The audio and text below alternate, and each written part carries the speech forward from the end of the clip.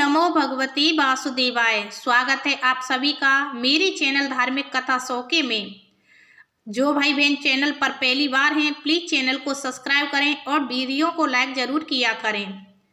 आज माघी पूर्णिमा है तो आज आपको सत्यनारायण व्रत कथा सुना रही हूँ, तो सभी को प्रेम से बोलना है विष्णु भगवान की जय।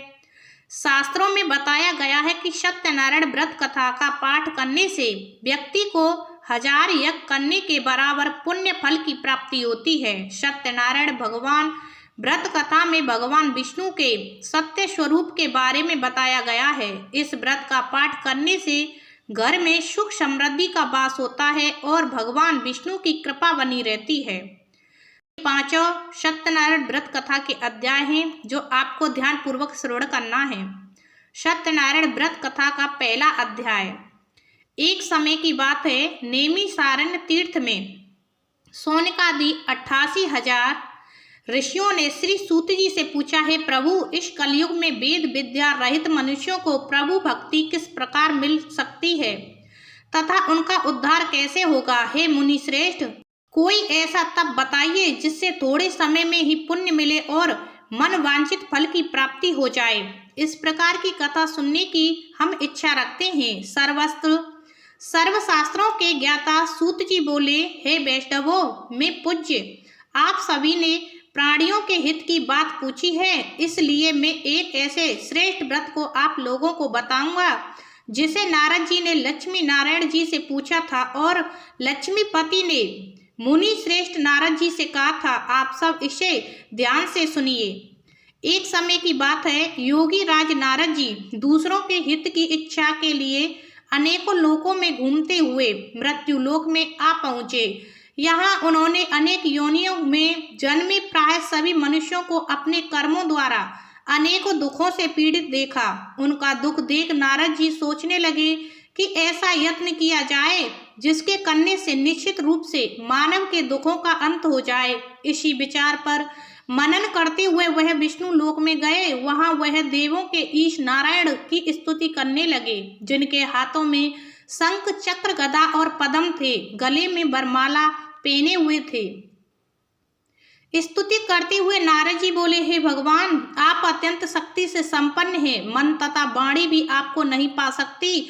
आपका आदि मध्य तथा अंत नहीं है। निर्गुण स्वरूप सृष्टि के कारण भक्तों के दुख को दूर करने वाले हैं। आपको मेरा नमस्कार है। नारद जी की स्तुति सुन विष्णु भगवान बोले, हे मुनि श्रेष्ठ, आपके मन में क्या बात है? आप किस काम के लिए पधारे हैं उसे निसंकोच कहो।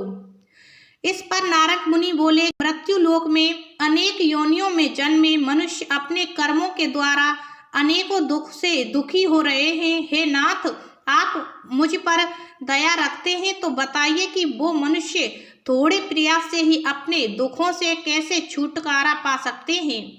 श्री हरि बोले, हे नारद, मनुष्यों की भलाई के लिए तुमने बहुत अच्छी बात पूछी है। जिसके करने से मनुष्य मोह से छूट जाता है वह बात मैं कहता हूँ, उसे सुनो। स्वर्ग लोक में मृत्यु लोक दोनों में एक दुर्लभ उत्तम व्रत है जो पुण्य देने वाला है। आज प्रेमवश होकर मैं उसे तुमसे कहता हूँ। श्री सत्यनारायण भगवान का यह व्रत अच्छी तरह विधि पूर्वक करके मनुष्य तुरंत ही यहाँ सुख भोगने पर मोक्ष पाता है।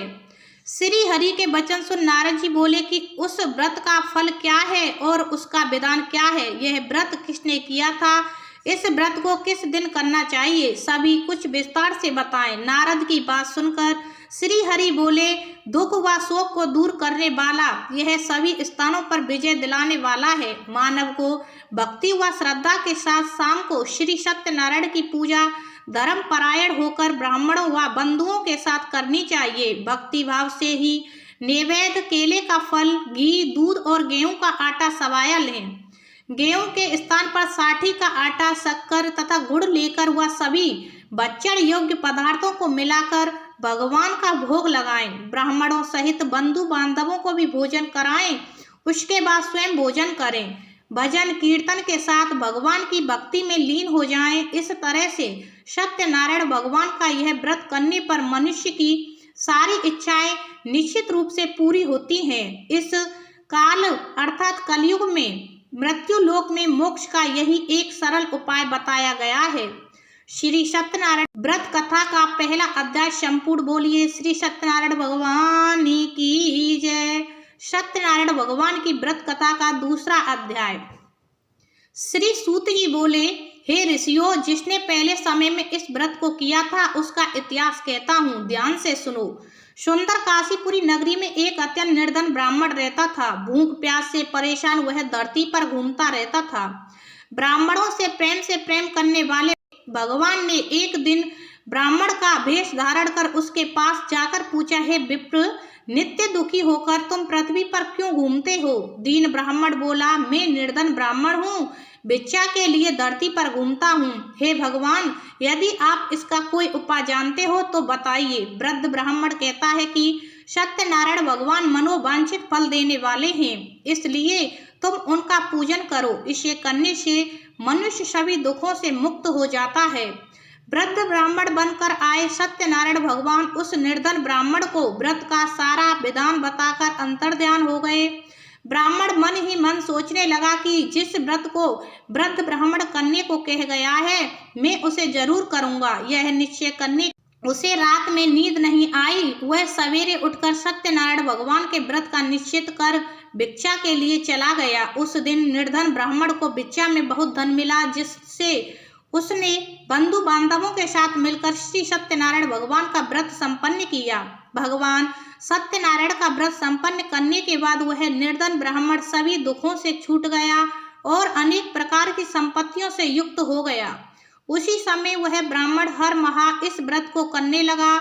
इस तरह से सत्यनारायण भगवान के व्रत को जो मनुष्य करेगा वह सभी पापों से छूटकर मोक्ष को प्राप्त होगा। जो मनुष्य इस व्रत को करेगा वह भी सभी दुखों से मुक्त हो जाएगा। सूत जी बोले कि इस तरह से नारद जी से नारायण जी का कहा हुआ श्री सत्यनारायण व्रत को मैंने तुमसे कहा। हे विप्रो, मैं अब और क्या कहूँ? ऋषि बोले, हे मुनिवर, संसार में उस विप्र से सुनकर और किसने इस व्रत को किया, हम सब इस बात को सुनना चाहते हैं। इसके लिए हमारे मन में श्रद्धा का भाव है। सूत जी बोले, हे मुनियों, जिसने इस व्रत को किया वे सब सुनो। एक समय वही विप्र धन व ऐश्वर्य के अनुसार अपने बंधु बांधवों के साथ इस व्रत को करने को तैयार हुआ। उसी समय एक लकड़ी बेचने वाला बूढ़ा आदमी आया और लकड़ियां बाहर रखकर अंदर ब्राह्मण के घर में गया। प्यास दुखी वह लकड़हारा उनको व्रत करते देख विप्र को नमस्कार कर पूछने लगा कि आप यह क्या कर रहे हैं?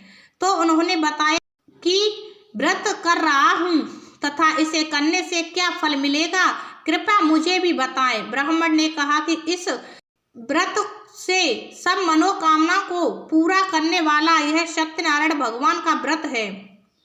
इनकी कृपा से ही मेरे घर में धन धान्य आदि की वृद्धि हुई है। विप्र से सत्यनारायण व्रत के बारे में जानकर लकड़हारा बहुत प्रसन्न हुआ।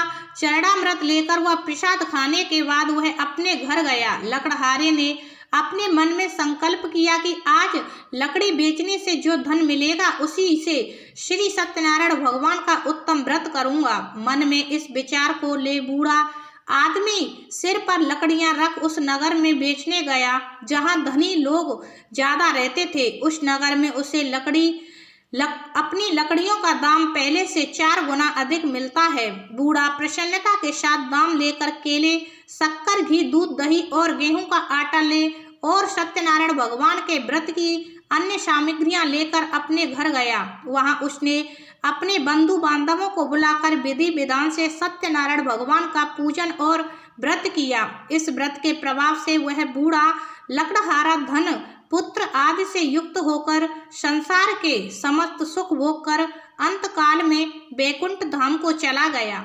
श्री सत्यनारायण व्रत कथा का दूसरा अध्याय संपूर्ण। बोली श्री सत्यनारायण भगवान की जय। सत्यनारायण भगवान की व्रत कथा का तीसरा अध्याय।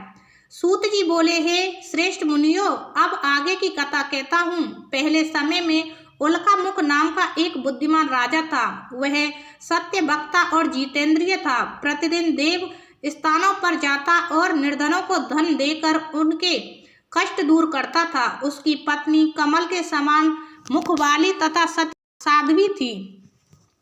भद्रशिला नदी के तट पर उन दोनों ने श्री सत्यनारायण भगवान का व्रत किया। उसी समय साधु नाम का एक वैश्य आया।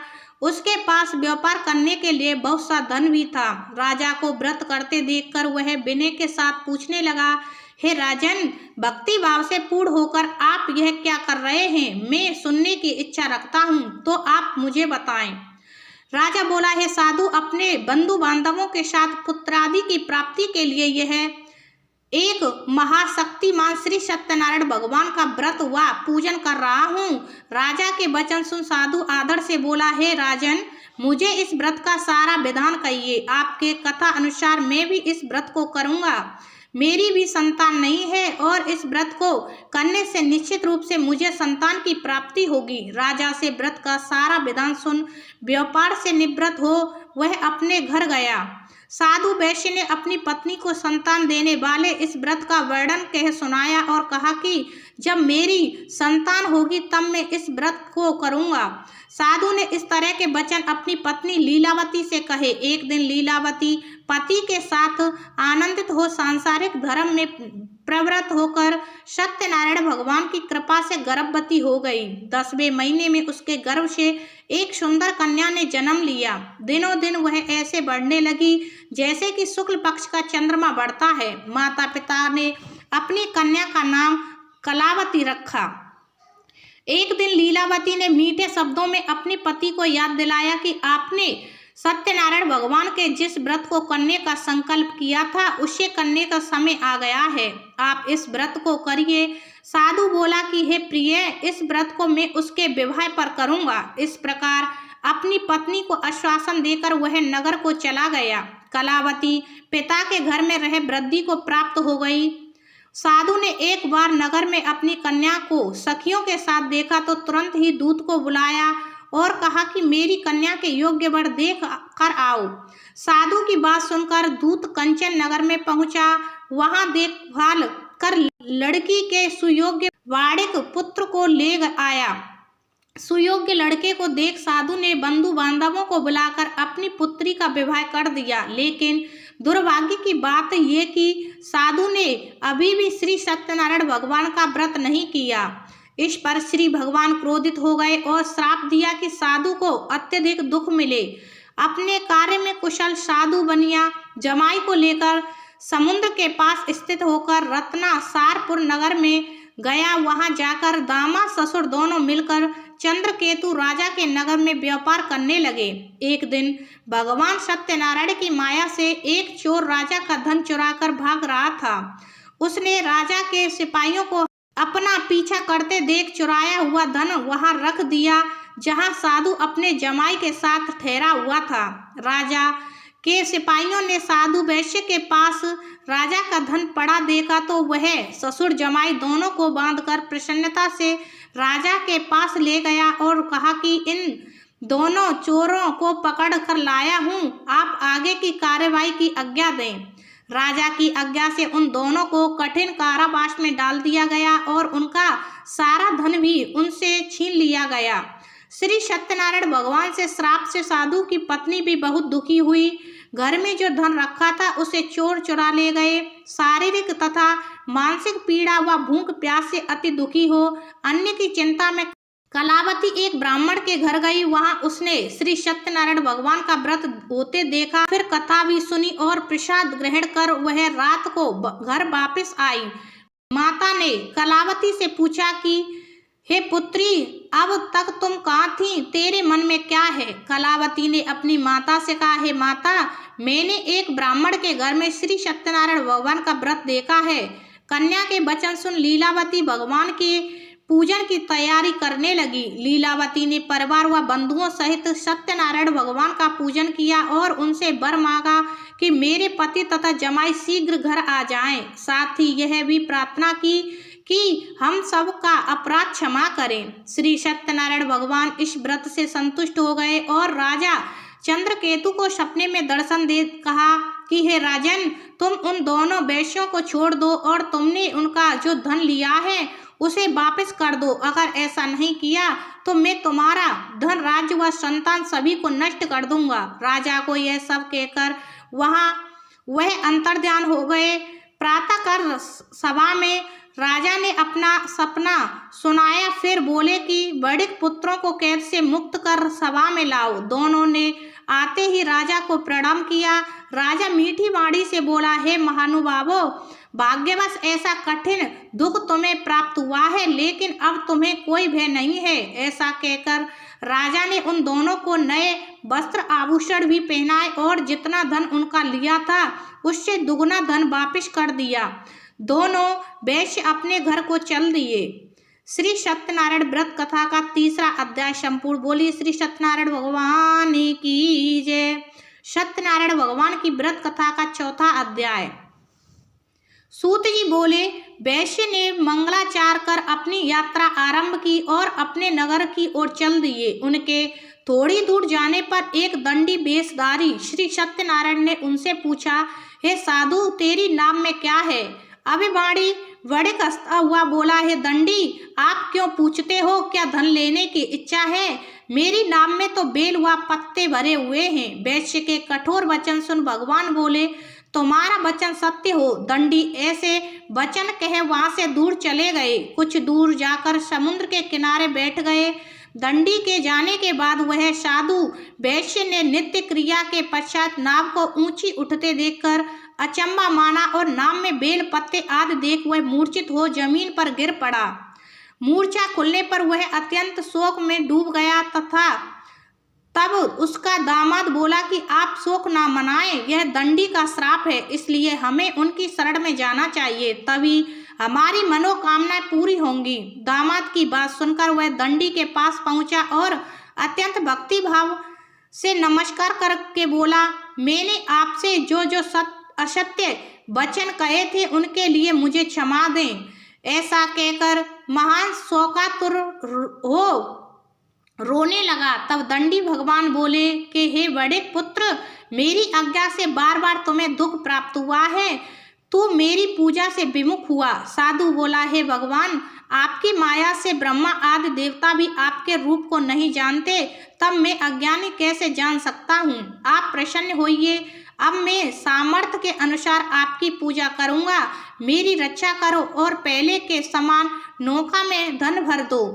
साधु वैश्य के भक्ति पूर्वक वचन सुनकर भगवान प्रसन्न हो गए और उसकी इच्छा अनुसार वरदान देकर अंतर्ध्यान हो गए। ससुर जमाई जब नाव पर आए तो नाव धन से भरी हुई थी। फिर वही अपने अन्य साथियों के साथ सत्यनारायण भगवान का पूजन कर अपने नगर को चल दिए। जब नगर के नजदीक पहुंचे तो दूत को घर पर खबर करने के लिए भेज दिया। दूत साधु की पत्नी को प्रणाम कर कहता है कि मालिक अपने दामाद सहित नगर के निकट आ गए हैं। दूत की बात सुनकर साधु की पत्नी लीलावती ने बड़े हर्ष के साथ सत्यनारायण भगवान का पूजन कर अपनी पुत्री कलावती से कहा कि मैं अपने पति के दर्शन को जाती हूँ, तू कार्य पूर्ण कर शीघ्र आ जा। माता के ऐसे वचन सुन कलावती जल्दी में प्रसाद छोड़ अपने पति के पास चली गई।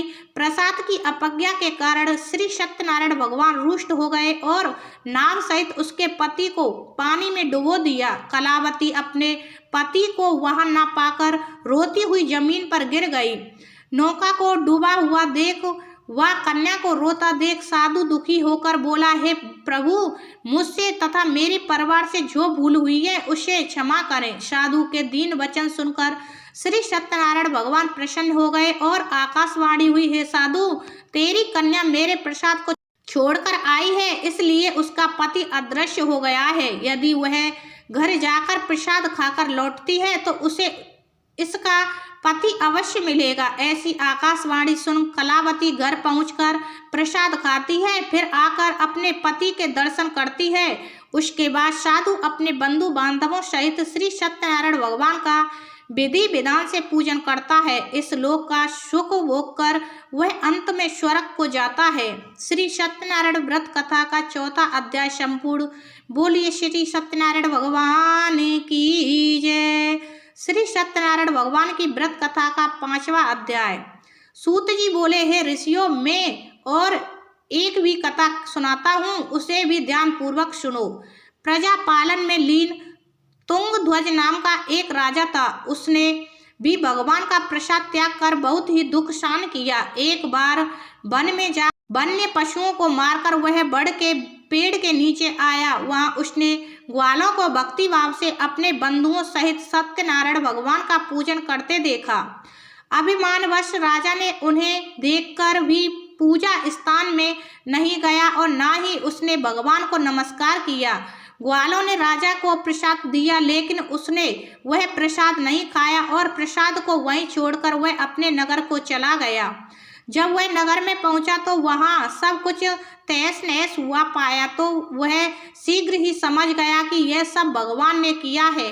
वह दोबारा ग्वालों के पास पहुंचा और विधि पूर्वक पूजा करके प्रसाद खाया तो श्री सत्यनारायण भगवान की कृपा से सब कुछ पहले जैसा हो गया। दीर्घ काल तक सुख भोगने के बाद मरणों उपरांत उसे स्वर्ग की प्राप्ति हुई। जो मनुष्य परम दुर्लभ इस व्रत को करेगा तो भगवान श्री सत्यनारायण की अनुकंपा से उसे धन धान्य की प्राप्ति होगी। निर्धन धनी हो जाता है और भय मुक्त हो जीवन जीता है। संतानहीन मनुष्य को संतान सुख मिलता है और सारे मनोरथ पूर्ण होने पर मानव अंत काल में वैकुंठ धाम को जाता है। सूत जी बोले कि जिन्होंने पहले इस व्रत को किया है अब उनके दूसरे जन्म की कथा कहता हूँ। व्रत सतानंद ब्राह्मण ने सुदामा का जन्म लेकर मोक्ष की प्राप्ति की। लकड़हारे ने अगले जन्म में निषाद भगवान मोक्ष प्राप्त किया। उल्का मुख नाम का राजा दशरथ होकर बैकुंठ को गए। साधु नाम के वैश्य ने मोर ध्वज बनकर अपने पुत्र को आरे से चीरकर मोक्ष पाया। महाराज तुंगध्वज ने स्वयंभू होकर भगवान में भक्ति युक्त हो कर्म कर मोक्ष पाया। श्री सत्यनारायण व्रत कथा का 5वां अध्याय संपूर्ण। बोलिए श्री सत्यनारायण भगवान की जय।